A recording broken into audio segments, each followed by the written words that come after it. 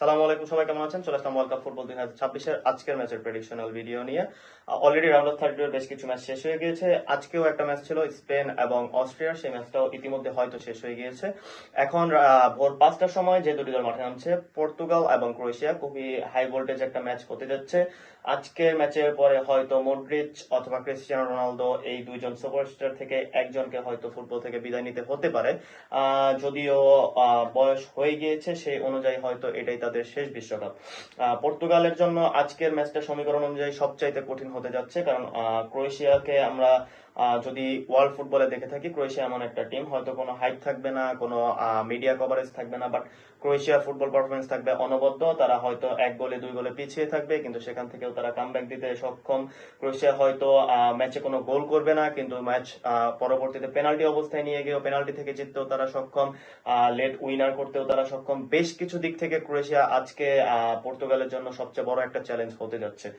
যদিও পর্তুগালের পক্ষে সম্ভব আজকের ম্যাচটা এই চড়াই উত্রাল পার করে চলে যাওয়া, কারণ আমি বিশ্বাস করি পর্তুগালের যে টিমটা আছে তারা হয়তো আজকে নিজেদের পারফরমেন্সের সেরা পারফরমেন্সটা বের করে নিয়ে আসতে পারবে। কোচের উপরে সবচেয়ে বেশি প্রেশার থাকবে আজকে, ক্রিস্টিয়ানো রোনালদোর উপরে আরো বেশি প্রেশার থাকবে, বাট ক্রিস্টিয়ানো রোনালদো নামটা যখন তার, সেই ক্ষেত্রে আপনারা বুঝতে পারছেন প্রেশার হ্যান্ডেল করা যার জন্য খুবই সহজ একটা ব্যাপার। যদি আপনারা জানেন না, ক্রিস্টিয়ানো রোনালদোর হয়তো এখন পর্যন্ত নকআউট স্টেজে কোনো গোল নেই, তবে আজকেই সেই বাধাটা ভেঙে যেতে পারে। আমার যতটুকু বিশ্বাস, ক্রিস্টিয়ানোর গোলে আজকে পর্তুগাল ম্যাচটি জিততে যাচ্ছে। যাই হোক, আমি চলে আসি আজকের ম্যাচের প্রেডিক্টেড লাইন আপ নিয়ে। গোলকিপার পজিশনে, পর্তুগালের গোলকিপার পজিশনে থাকতে দিয়াগো কোস্তা। জোসে সার একটা অপশন আছে, তবে দিয়াগো কোস্তাকে দিয়ে কোচ শুরু করবে। লেফট ব্যাক পজিশনে ওয়ার্ল্ড ফুটবল বর্তমানের সেরা লেফট ব্যাক বলা চলে, নুনো মেন্দেসকে ইউজ করানো হতে পারে। রাইট ব্যাক পজিশনে one of the best full backs in the world, Joao Cancelo, এই ক্যানসেলোকে হয়তো ইউজ করানো হতে পারে। সেন্টার ব্যাক ডো হিসেবে লাস্ট ম্যাচের যে রেনাতো ভেইগা এবং রুবেন দিয়াসের পারফরমেন্স ছিল, টপ নচ পারফরমেন্স তারা করেছে। তাদের যে একটা ডুও এই বিশ্বকাপে তৈরি হয়েছে।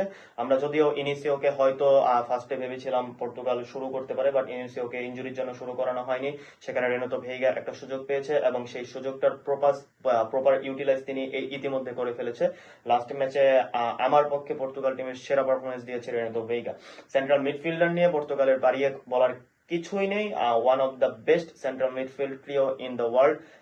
যদি আপনারা ভিতিনহা এবং রুবেন নেভেসের কথা, রুবেন নেভেস, জোয়াও নেভেস এবং ভিতিনহা, এই তিনজনের কথা চিন্তা করেন, সেন্ট্রাল মিডফিল্ডে এই তিনজনের যে পারফরমেন্স লাস্ট ইয়ার এবং এই বছর এই বিশ্বকাপে পর্যন্ত খুবই ভালো ছিল। সেইখানে তাদের আরো একজন, যাকে পর্তুগাল টিমের মেরুদণ্ড বলা হয়ে থাকে, ম্যানচেস্টার ইউনাইটেডকে এই বছর ইউরোপিয়ান ফুটবলে উঠানোর জন্য যার অবদান সবচেয়ে বেশি, লাস্ট ইয়ার পিএল এর প্লেয়ার অফ দ্য সিজন যিনি হয়েছেন, ব্রুনো ফার্নান্দেস, তিনি হয়তো অ্যাটাকিং মিডফিল্ডার পজিশনে খেলে থাকবেন। লেফট উইং ফরওয়ার্ড পজিশনে পর্তুগালে বেশ কিছু অপশন আছে, জোয়াও ফেলিক্স, রাফায়েল লিও, এই দুজনের একজনকে দিয়ে হয়তো শুরু করবে। তবে লাস্ট ম্যাচে রাফায়েল লিওর পারফরমেন্স ছিল খুবই ভালো, যেখানে জোয়াও ফেলিক্সকে কিছুটা হতাশার মধ্যে দেখা গিয়েছে, হয়তো সেরকম ভাবে নিজেকে মেলে ধরতে পারেননি। রাইট উইং ফরওয়ার্ড নিয়ে পর্তুগাল বেশ ভোগান্তিতে আছে। এই বিশ্বকাপের প্রথম ম্যাচে বের্নার্দো সিলভাকে দিয়ে শুরু করানো হয়েছিল, এরপরে এরপরে কোয়েন্সেসিয়াওকে দিয়ে শুরু করানো হয়েছিল, এরপরে পেড্রো নেতোকে দিয়ে শুরু করানো হয়েছে। কোন একটা ফিক্সড প্লেয়ার পাওয়া যাচ্ছে না রাইটিং ফরওয়ার্ড পজিশনটার জন্য।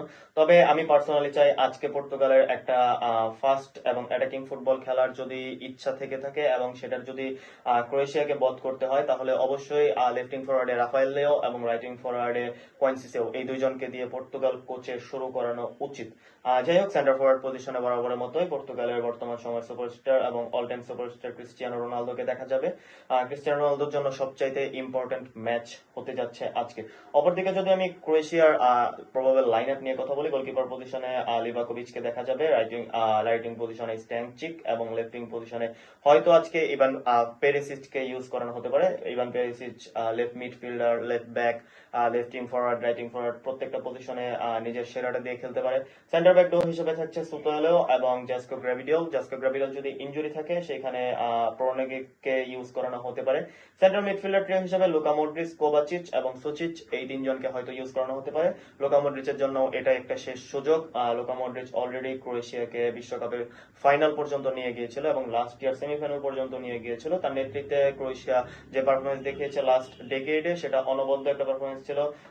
লেফট উইং ফরওয়ার্ড পজিশনে বাতুরিয়ানা এবং রাইট উইং ফরওয়ার্ড পজিশনে ব্লাসিচকে ইউজ করানো হতে পারে। স্ট্রাইকার পজিশনে বোদামিরকে হয়তো আজকে শুরু করানো হবে। পর্তুগাল এবং ক্রোয়েশিয়ার হেড টু হেড ম্যাচের সংখ্যা অনেক বেশি, কারণ ইউরোপিয়ান দুইটা ফুটবল টিম হওয়ার ক্ষেত্রে European Nations cup, euro cup অথবা ওয়ার্ল্ড কাপ প্রত্যেকটা টুর্নামেন্টে তাদের দেখা হয়ে থাকে, অথবা ওয়ার্ল্ড কাপ কোয়ালিফিকেশন ম্যাচগুলো হয়ে থাকে, সেখানেও তাদের একে অপরের সঙ্গে দেখা হয়। টোটাল তাদের ম্যাচ হয়েছে 10টি, সেখানে পর্তুগালের জয় 7টি ম্যাচে, একটি ম্যাচে ক্রোয়েশিয়ার জয় এবং 2টি ম্যাচ ড্র হয়েছে।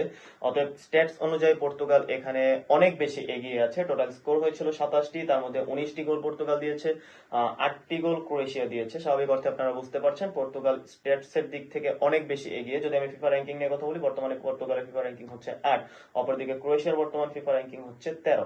স্বাভাবিক অর্থে যদি আমরা র্যাঙ্কিং এর বিচারও করি তাহলে পর্তুগাল এগিয়ে থাকবে, তবে মাঠের পারফরমেন্সটা অনেক বেশি ম্যাটার করবে। আমি প্রেডিক্ট করছি পর্তুগাল আজকের ম্যাচটি ক্রোয়েশিয়ার সঙ্গে জিতে নিবে একটা লেট উইনারের মাধ্যমে। হয়তো ম্যাচটা 2-1 ব্যবধানে শেষ হতে পারে, তবে 3-1 ব্যবধানেও শেষ হওয়ার একটা সুযোগ আছে। আপনারা আপনাদের প্রেডিকশন জানাতে পারেন আমাদের YouTube channel sports zone live বিডিতে, অথবা যে কোনো ধরনের মতামত জানাতে পারেন ফেসবুক অথবা ইউটিউবের মাধ্যমে। Thank you very much.